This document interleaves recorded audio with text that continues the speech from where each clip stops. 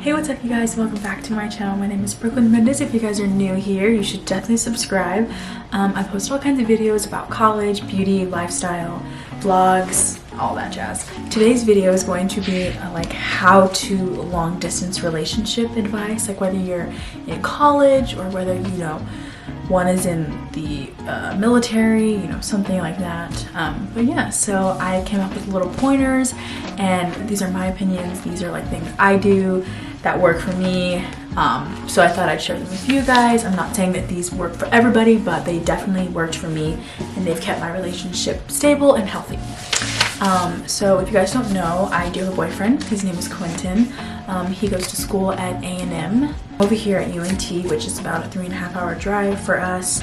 So without further ado, let's just get on with this video.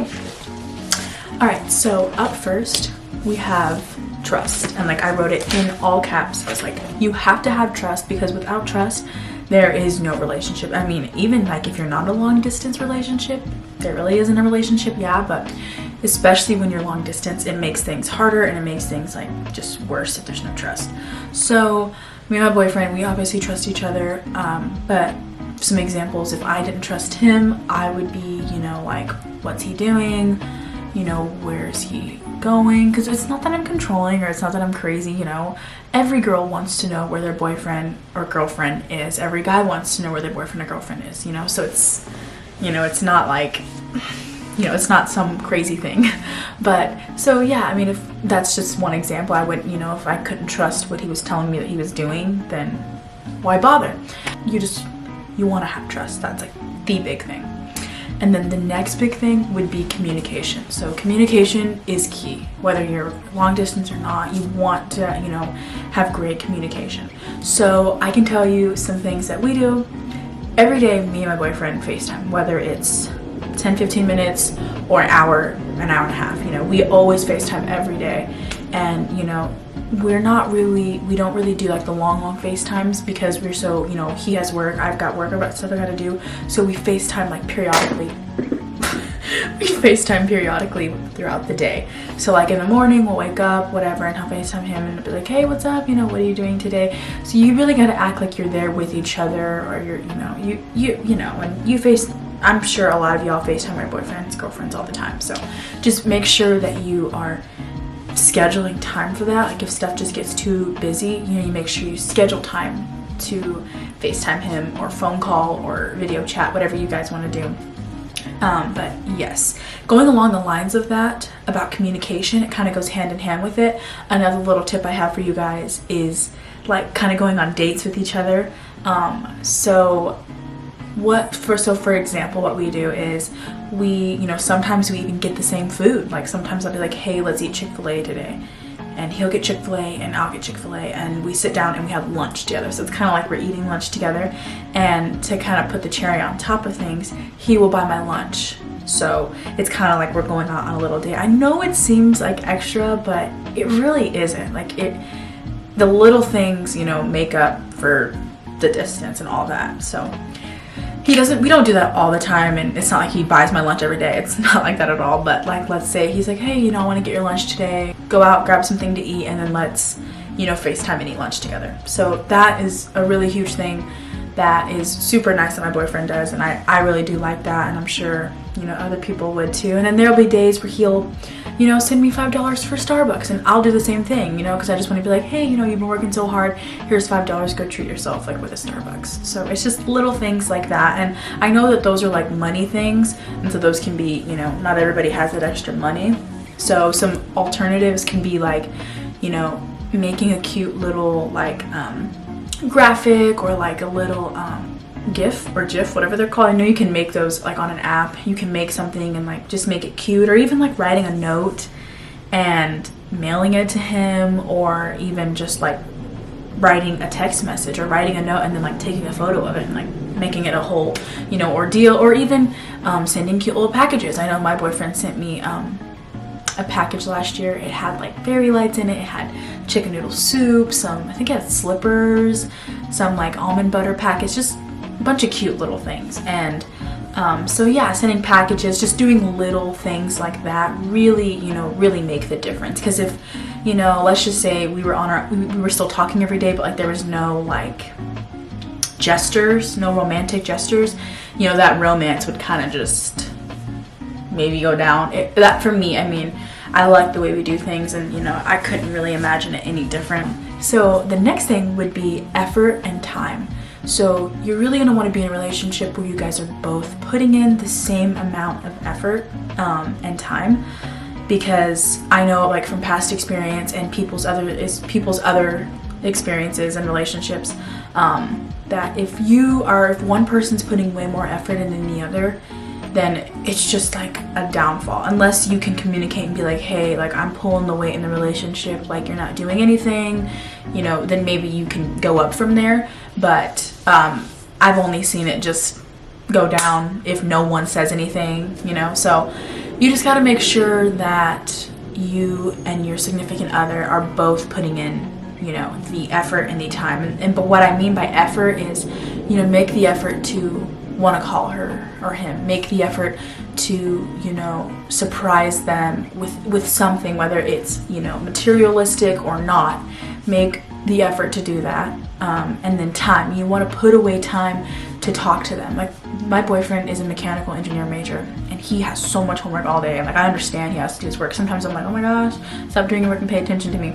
But I understand, like, he has a lot of work, but every single day he puts away time and he has time to talk to me, whether it's a long time or a short time. He makes time. And I do the same thing too. You know, I may not have as much work as him, but I'm still busy. You know, I still do things, and I make time for him. And it's easy, and we love doing it. It shouldn't be a hassle. Like, to make time for someone, it should not be a hassle, because if it is, then you probably are not that invested in your relationship.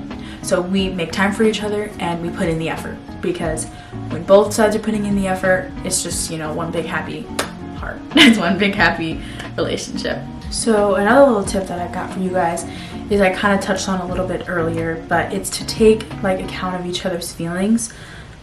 So back when like COVID wasn't happening, you know, we could go out, we could, you know, do things more so, I guess.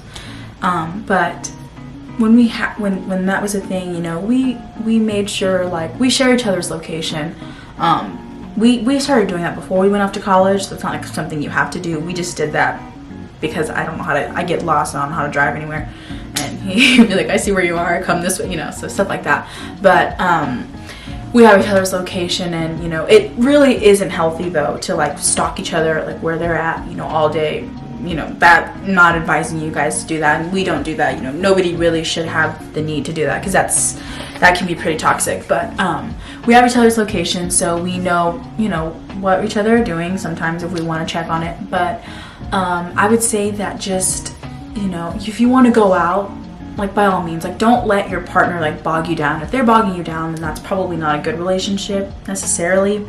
But you do have to remember, you aren't single, so like, you know, obviously you wouldn't want your boyfriend or girlfriend going someplace where they can, you know, be exposed and get all drunk and then just slip up, cheat on you. You know, if you can like get drunk and be fine, you know, that's your thing. You have control over yourself and you're fine, and you've done it multiple times. But like, I'm not a person who drinks. I'm underage. I don't go out and drink. And I've never really been drunk, so I don't really do that thing. But I'm not really a big person on partying and all that. But like, let's say I was, and that's totally fine. I would go out, but then I don't want to put myself in a position where I could potentially cheat on my boyfriend, or, you know, be intoxicated and not know what I'm doing and get myself lost, or get myself, you know, put myself in a really bad position. So those are the kind of things you just kind of want to avoid.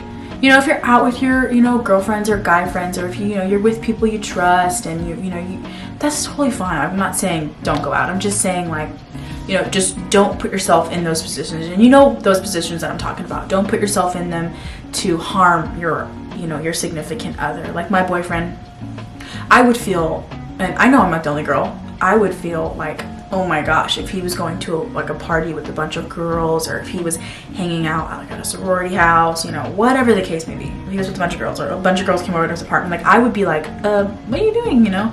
But that's where the trust comes involved, and there are just some things that my boyfriend just doesn't do. You know, he doesn't put himself, not because he's taking account of my feelings, but that's just because who he is, you know. But there are some relationships where people's personalities are different, and that's totally fine. You just want to make sure you don't cross that line. You want to set boundaries, and you want to be like, okay, you know what, it's probably not smart for me to be out past, you know, midnight drunk, you know, because you never know what could happen. So, you know, like, let's say I was, you know, a partier, I like to get drunk, whatever the case may be.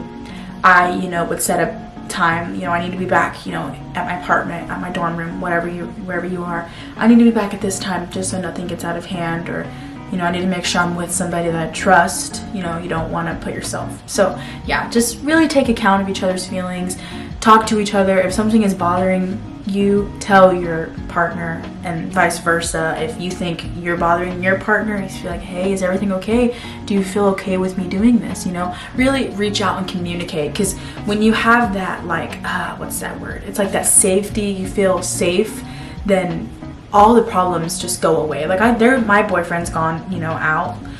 He doesn't drink, but he went out to a party, or he just went out to like a hangout, and I fully trusted him. I knew there were girls, I knew there was alcohol there, but I fully trusted him because he made me feel safe and I make him feel safe. So, you know, clear that out. I know I kind of talked a lot about that, but just get those boundaries set out and everything should work out.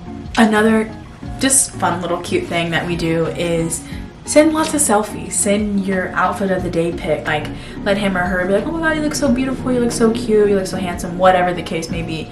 You know, just because that just kind of keeps the romance there and keeps the love happening, because you're not really in person, you're not meeting up to go on dates, you're not doing any of that thing. And so he's not like, he or she is not telling you like, oh my gosh, you look so beautiful and that, you know. So just, not that you need to hear that, but it's nice, you know. Obviously, people who are in relationships, you like whenever your significant other calls you pretty, or they acknowledge what you did differently to your hair, to your body, to your clothes, whatever the case may be. They like that acknowledgement. So for sure, you know, give them those words of affirmation and give them, like, you know what I'm talking about. Try to keep it flirty and don't let things get boring and don't let things get old. And the other thing would be is reassurance. So you really, I'm on my last little pointer here, you really want to reassure your partner. And this could be, you know, different for everybody. There are some people who need reassurance like daily, even like more, you know, more than like once a day. You know, some people might need it like in the morning, evening, in the afternoon, whatever the case may be. If you need, you know, that reassurance, that's, you know, that's okay. That's who you are, and, you know, you can't change. You can't, you know, that's who you are. Everybody enjoys reassurance. You know, you love that. Oh yes, I still love you. Not I still love you, but I love you. Like, you're my girlfriend, you're my boyfriend. Like, we are in this together. You know, that reassurance goes a long way. And so, for example, my boyfriend, he'll reassure me, you know, whether it's you know, once a day and after a week or so or a couple of days. And it's not that he thinks I need it, that's just the kind of guy he is.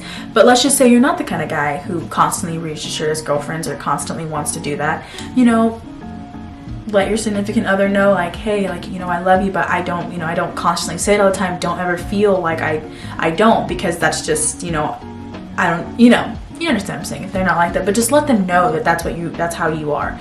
And then, like, vice versa, if you're, you know, the guy who wants that reassurance and needs that reassurance, you know, let your partner know and be like, hey, like, I need that, like, this is, you know, that's kind of what keeps me going, and that's totally okay, that's you. So you just gotta, that really all circles right back around to communication. I mean, communication is key. And yeah, I hope you guys enjoyed these little pointers. I hope you guys enjoyed these little tips. They're just some things that I use for my long distance relationship, and our long distance has been great. You know, it feels like it flies. If you guys are new here, be sure to follow me on Instagram at @BrooklynMendez_. I will have it on the screen right here. I post Instagram stories all the time and pictures. I love Instagram, and I'd love to connect with you guys through Instagram. I really enjoyed filming this for you guys, and I hope you enjoyed it. I will see you guys very soon in my next video. Bye!